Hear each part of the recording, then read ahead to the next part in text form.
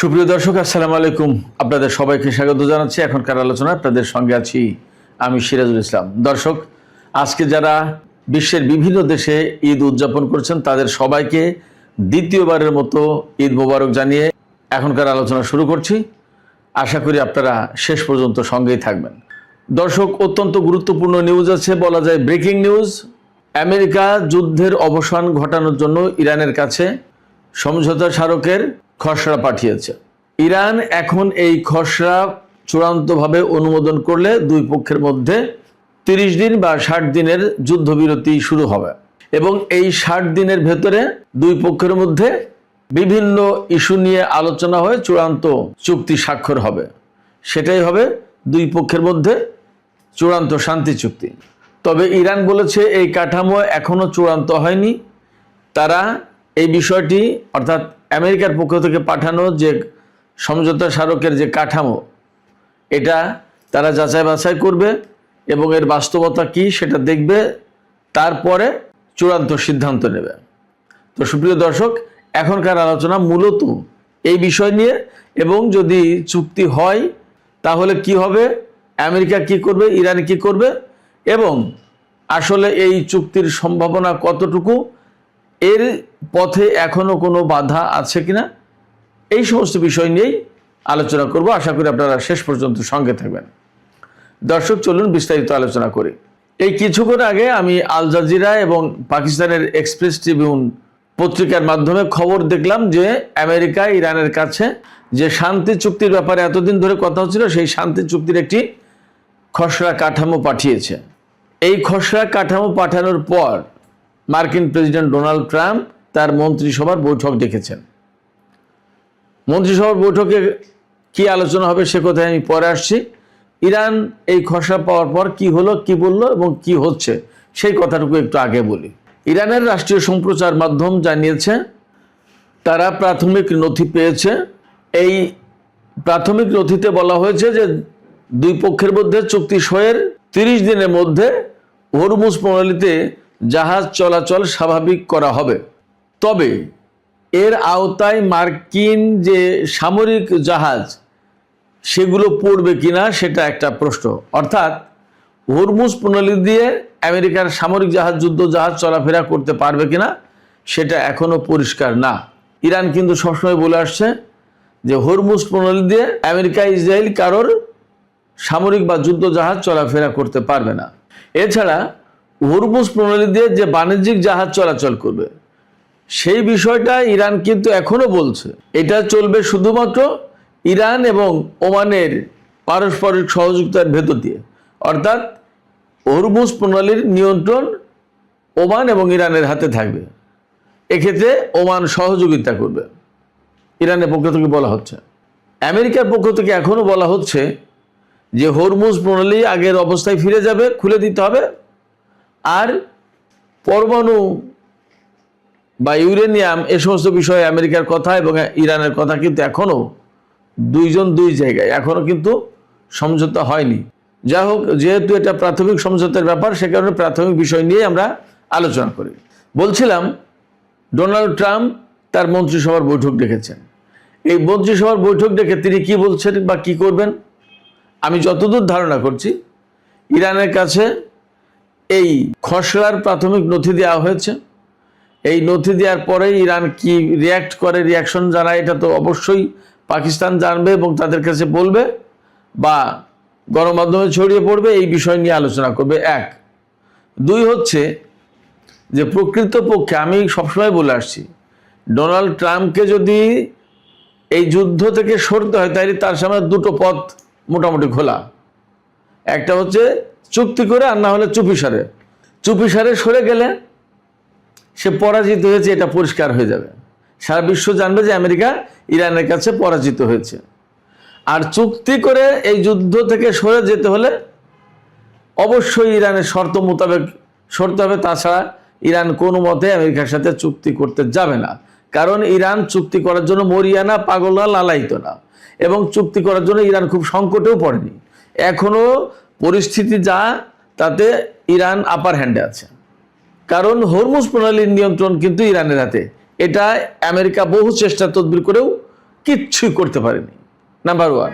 Number two, যে পরমাণু কর্মসূচি নিয়ে এত দ্বন্দ্ব, এত সংঘাত, সেই পরমাণু কর্মসূচি যেমন ছিল তেমনই আছে।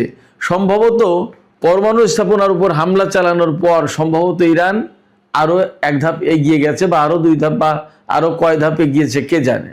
কারণ পরমাণু স্থাপনার কোনো ক্ষয়ক্ষতি তারা করতে পারেনি, শুধুমাত্র পরমাণু স্থাপনায় ঢোকার গেটে বোমা হামলা চালিয়েছে, গেটগুলো বন্ধ হয়ে গেছে, সেগুলো আবার পরিষ্কার করে ফেলেছে। এছাড়া নিশ্চয়ই বিকল্প গেট থাকবে এরকম গুরুত্বপূর্ণ প্রজেক্টে।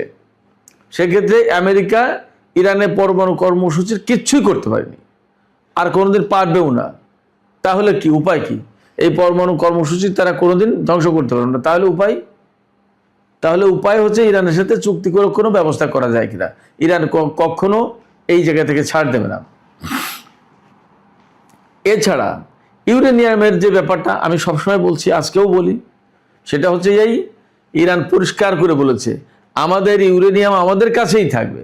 এটা ইরানের স্বাধীনতার সার্বভৌমত্ব যেমন আমাদের কাছে পবিত্র, এই ইউরেনিয়াম হচ্ছে আমাদের ইরানের স্বাধীনতার সার্বভৌমত্বের আপাতত একটা প্রতীক। অতএব এই স্বাধীনতার সার্বভৌমত্বের সাথে, অর্থাৎ ইউরেনিয়ামের ব্যাপারে আমেরিকার সাথে কোনো আপোষ করবে না ইরান, এটা পরিষ্কার। ইরান বারবারই বলছে যে জিনিস তুমি যুদ্ধ করে আমার কাছ থেকে নিতে পারো, সেই জিনিস আমি তোমার সাথে আলোচনায় বসে কেন শান্তিপূর্ণভাবে দেব, প্রশ্ন ওঠে না। এখন ডোনাল্ড ট্রাম্পকে যদি চুক্তি করে বের হতে হয়, তাহলে ইরানের শর্ত মেনে নিতে হবে, তাছাড়া পথ নেই। আবার এই যুদ্ধবিরতি বা যুদ্ধ থেকে, যুদ্ধ পরিস্থিতি থেকে বের না হলে ট্রাম্পের সামনে কোনো উপায়ও নেই। ট্রাম্প মহা গ্যাড়াকলে পড়েছে, যেদিকে যাচ্ছে সেদিকে বিপদ। একটা কথা আছে না, যে জলে কুমির, ডাঙ্গায় বাঘ, গাছে উঠবে সেখানে অজগর, যাবে কোথায়? এইরকম পরিস্থিতি। চুক্তি করতে গেলে ইরানের শর্ত মানতে হবে। যদি চুক্তি না করে তাহলে পরাজিত হলে সে পরাজয় ডোনাল্ড ট্রাম্প মানতে রাজি না। আবার যুদ্ধ করে ইরানের সাথে জিতবে সেই অবস্থা নেই, এবং আমেরিকার জনগণ এই যুদ্ধকে আর পছন্দ করছে না, আর করবে না। এবং আমেরিকার সেনাবাহিনীতেও বিদ্রোহ হতে পারে যদি যুদ্ধের কথা আর বলে, কারণ অনেক সেনা কর্মকর্তাকে বরখাস্ত করা হয়েছে, তারা যুদ্ধ করতে চায়নি। এবং আমেরিকার যে সমস্ত ক্ষয়ক্ষতি হয়েছে, বিমান থেকে শুরু করে সব রকমের ক্ষয়ক্ষতি, আর সামরিক বাহিনীর সদস্যদের প্রাণহানি তো আছেই, আহত আছেই। এই অবস্থায় ডোনাল্ড ট্রাম্পের পরিকল্পনা মতো আর কেউ যুদ্ধ করতে চাইবে কিনা সন্দেহ আছে। আমি এরই মধ্যে দুপুরবেলার ভিডিওতে বলেছি যে অনেক সেনা যারা মধ্যপ্রাচ্যের মার্কিন ঘাঁটিগুলোতে ছিল, সেই ঘাঁটিগুলো ধ্বংস হয়ে যাওয়ার পর এখন তারা মানে পথে ঘাটে, হোটেলে হোটেলে ভেসে বেড়াচ্ছে বলা যায়। তারা এখন আর এই অঞ্চলের কোনো ঘাঁটিতে নিজেদেরকে মোতায়েন করতে চায় না। তাদের কোনো অ্যাসাইনমেন্ট দিলে, তাদের কোনো কাজ দিলে তারা করতে চাচ্ছে না, রিফিউজ করছে, বলছে আমরা কিছু করবো না। এবং মধ্যপ্রাচ্য থেকে তো বহু সংখ্যক মার্কিন সেনার প্রত্যাহারই করা হয়েছে, ইউরোপে নিয়ে যাওয়া হয়েছে। সেক্ষেত্রে যুদ্ধ করে আর ইরানের সাথে জেতার মতো অবস্থায় আমেরিকা নেই, এবং আমেরিকার সেনারাও এই যুদ্ধ করতে চাইছে না। তাহলে তার সামনে পথ কি? কোনোই পথ খোলা নেই। সেক্ষেত্রে ইরানের কথা মতোই তাকে চুক্তি করতে হবে। যদি চুক্তি না করে আর এক বিপদ, আবার যুদ্ধ করতে গেলে করবে না। এখানে আরও বেশ কিছু ব্যাপার আছে, আমি সেগুলোও একটু একটু করে বলি।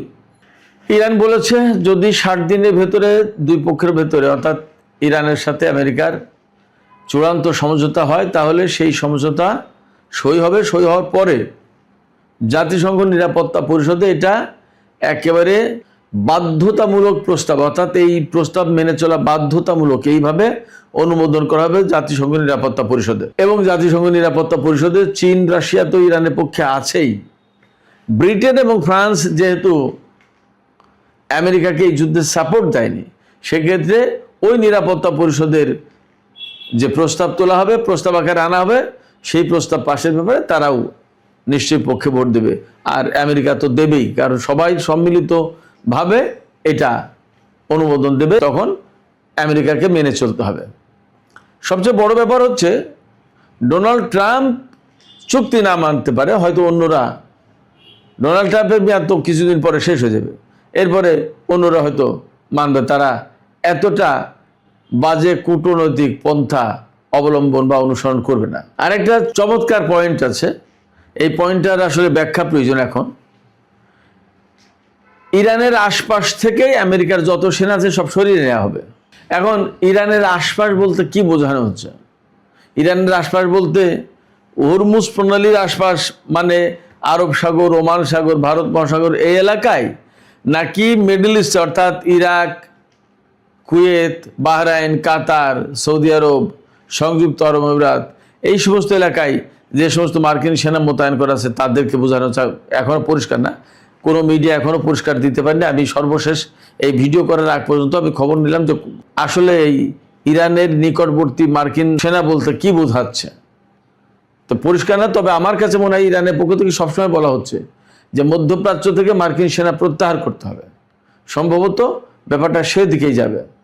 এরপরে আরেকটা খবর আছে খুবই গুরুত্বপূর্ণ, সেটাও অর্থাৎ এই যে সমঝোতা হবে, সমঝোতার আওতায় কি কি করতে হবে, দুই পক্ষ কে কি করবে। ইসরায়েলের বেন গুরিয়ন বিমানবন্দরে বা ইসরায়েলে প্রচুর সংখ্যক আমেরিকার যুদ্ধ বিমান এবং যুদ্ধ পরিচালনার জন্য সহযোগিতা করতে, যেমন রিফুয়েলিং ট্যাঙ্কার বা অ্যাওয়াক্স বিমান বা এইরকম সিগন্যাল সিস্টেম বা রেডার সিস্টেম আছে যে সমস্ত বিমানে, গোয়েন্দা বিমান, এই সমস্ত বিমানকে ইসরায়েল থেকে সরিয়ে নিতে হবে। এই প্রাথমিক সমঝোতা সই হওয়ার 72 ঘন্টার ভেতরে। তবে সামান্য কিছু বিমান সম্ভবত থাকতে পারবে, যেগুলো যদি আবার কখনো ইরানের সাথে যুদ্ধ হয় সেই বিমানগুলো যাতে আমেরিকা ব্যবহার করতে পারে, এরকম কথা আছে। এটা ইসরায়েলের চ্যানেল 12 বলেছে। এখনো সময় লাগবে, এগুলো আসলে ক্লিয়ার হতে সময় লাগবে। আগেই তো বলেছি যে হরমুজ প্রণালী খুলে দেওয়া হবে এবং মার্কিন ব্লকেট তুলে নেওয়া হবে। এখন হরমুজ প্রণালী খুলে দেওয়া হবে বলতে কি, ইরান একদম পুরোপুরি আগের অবস্থায় নিয়ে যাবে, অর্থাৎ সবার জাহাজ চলতে পারবে, নাকি নিয়ন্ত্রণ থাকবে, সেটা এখনো পরিষ্কার হওয়ার ব্যাপার। এপাশে ব্লকেট তো তুলে দেবে আমেরিকা, এটা তো পরিষ্কার, এটা তো আর না বোঝার কিছু নেই। এখন মার্কিন প্রেসিডেন্ট ডোনাল্ড ট্রাম্প মারাত্মক চাপে রয়েছেন। কারণ হচ্ছে এই চুক্তিটা প্রকৃতপক্ষে আমি যতদূর যা বুঝতে পারছি বা ধারণা করছি সেটা হচ্ছে যে ইরানের কথা মতো, ইরানের প্রত্যাশা মতো, ইরানের পছন্দ মতো এই চুক্তি হতে হবে। এর কোনো বিকল্প ডোনাল্ড ট্রাম্পের সামনে নেই। এখন এই ডোনাল্ড ট্রাম্পের সামনে এর বিকল্প যদি না থাকে তাহলে তাকে চুক্তি করতেই হবে। আর ডোনাল্ড ট্রাম্প তখন চুক্তি করতে কেন বাধ্য হবে? সবচেয়ে বড় যে ব্যাপার সেটা হচ্ছে যে তার রাজনীতি, তার দলের রাজনীতি সব শেষ হয়ে যাবে। মিড টার্ম ইলেকশনে যদি ডোনাল্ড ট্রাম্পের দল, রিপাবলিকান দল হেরে যায়, তাহলে ডেমোক্র্যাটরা কংগ্রেসের নিয়ন্ত্রণ নিয়ে নেবে, হাউস অব রিপ্রেজেন্টেটিভ এবং সিনেট দুই জায়গায়। তখন ডোনাল্ড ট্রাম্পের কপালে ইমপিচমেন্ট আছে।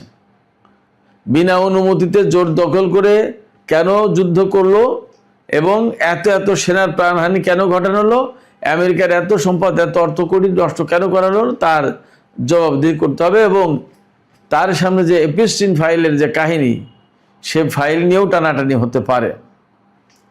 আর এপাশে যুদ্ধবিরতি করলেও, ইরানের সাথে যদি যুদ্ধবিরতি স্বাভাবিক উপায়ে করে, তাহলেও ডোনাল্ড ট্রাম্পের জন্য ঝামেলা আছে রাজনৈতিকভাবে। কারণ যে শর্তে ইরানের সাথে তাকে চুক্তি করতে হবে, সেই স্বার্থ এবং শর্ত আমেরিকার পক্ষে যাবে না। তখন আমেরিকার জনগণ, আমেরিকার রাজনীতিবিদরা, তারা সবাই ডোনাল্ড ট্রাম্পকে চেপে ধরবে এবং ডোনাল্ড ট্রাম্পের দল, রিপাবলিকান দল কংগ্রেসে ভর ডুবির মুখে পড়বে। ফলে ডোনাল্ড ট্রাম্প যেদিকেই যাচ্ছেন, যেদিকেই যাওয়ার চেষ্টা করছেন, কোনো দিকেই তার পথ খোলা নেই, আটকা তিনি পড়বেনই। মার্কিন জনগণ কথা জানতে চাইবেনই যে তোমরা ইরানের সরকার পরিবর্তনের জন্য যুদ্ধ শুরু করেছিলে, ইরানের পরমাণু কর্মসূচি ধ্বংস করার জন্য যুদ্ধ শুরু করেছিলে, ইরানের হাতে সমৃদ্ধ ইউরেনিয়াম ধ্বংস করার জন্য বা কেড়ে নেওয়ার জন্য যুদ্ধ শুরু করেছিলে, ইরানের হাতে যে ব্যালিস্টিক ক্ষেপণাস্ত্র কর্মসূচি রয়েছে সেগুলো ধ্বংস করার জন্য এই যুদ্ধ শুরু করেছিল। কি করেছ? এগুলোর একটাও তো করতে পারোনি, বরং উল্টো মায়ের খেয়েছ, সেনা ধ্বংস হয়েছে, মারা গেছে এবং সয় সম্পত্তি ঘাঁটিগুলো ধ্বংস হয়েছে। নট অনলি দ্যাট, হরমুজ প্রণালীতে দুনিয়ার সমস্ত জাহাজ আটক হয়েছে, আটকা পড়েছে, তোমরা কিছুই করতে পারনি, মার্কিন বাহিনী কিছুই করতে পারেনি। এখন যে চুক্তি করে এলে, এই চুক্তি ইরানের কাছে একেবারে দাসখত দেওয়ার মতো অবস্থা। করলেটা কি? এর জবাব দিতে পারবে না। সেক্ষেত্রে শেষ পর্যায়ে আমি কথাই বলি যে ডোনাল্ড ট্রাম্প ভীষণভাবে ফাঁদে পড়েছেন, তিনি চোরাবালিতে আটকে গেছেন, তিনি ত্রিশঙ্কু অবস্থার ভেতরে পড়েছেন, যেদিকে যাচ্ছেন সেই দিকেই বিপদ, শাখের করাতে পড়েছেন। এই শাখের করার থেকে তার উদ্ধারের আপাতত কোনো পথ নেই। হয়তো চুক্তি একটা সাময়িক সান্ত্বনা দিতে পারবে তাকে, কিন্তু এই চুক্তিও তার দেশের রাজনীতিতে বিপদের কারণ হবে। তারপরেও আমরা বলবো যে দুই পক্ষের ভেতরে চুক্তি হোক এবং দুই পক্ষ আপাতত শান্তির পথে হেঁটে যাক, আমরা এটা চাইব। যদিও ইসরায়েল এটা নিয়ে খুব টেনশন আছে এবং তারা আসলে কি করবে তারা বুঝতে পারছে না, এবং ইসরায়েল একদম পরিষ্কার মনে করছে, ধারণা করছে, বিশ্বাস করছে যে ইরানের সাথে ডোনাল্ড ট্রাম্প যে চুক্তি করতে যাচ্ছেন সেই চুক্তি আমেরিকা এবং ইসরায়েলের জন্য কোনো সুবিধা বয়ে আনবে না, বরং বিপদের কারণ হবে। এবং ইসরায়েল সবচেয়ে ইনসাল্ট ফিল করছে এই জায়গায় যে এই যুদ্ধের একটা পক্ষ হচ্ছে ইরান আর একটা পক্ষ হচ্ছে আমেরিকা আর ইসরায়েল, কিন্তু আলোচনা হচ্ছে ইরানের সাথে আমেরিকার। ইসরায়েল টোটালি সাইডে, অন্ধকারে, তাকে পাত্তাই দেওয়া হলো না, গুরুত্বই দেওয়া হলো না। এর মূল কারণে ইরান ইসরায়েলকে কোনো বৈধ রাষ্ট্র মনে করে না। ফলে ইরানের জায়গায় তো একদম ঠিক, অবশ্যই ইসরায়েলকে আমেরিকার রাষ্ট্র বলে, ইসরায়েল নিজেও নিজেকে রাষ্ট্র বলে, অথচ সেই রাষ্ট্রকে না আমেরিকা ইনক্লুড করতে পারলো আলোচনায়, না ইসরায়েল জোর করে আসতে পারলো। ফলে ইসরায়েলের জন্য এখানে একদম প্রথমে অপমান, প্রথমেই পড়া যায়। এই সমস্ত সবগুলো বিষয় তাদের মাথায় রাখছে তারা, নেতানিয়াহু থেকে শুরু করে তাদের কর্মকর্তারা, এবং তারা টেনশনে যে আমেরিকা যদি ইরানের সাথে এইভাবে চুক্তি করে তাহলে ইসরায়েলের জন্য সেটা ঝুঁকির কারণ হয়ে যাবে। দেখা যাক আসলে কতটা কি হয়। সুপ্রিয় দর্শক, এখনকার আলোচনা এখানে শেষ করতে চাই।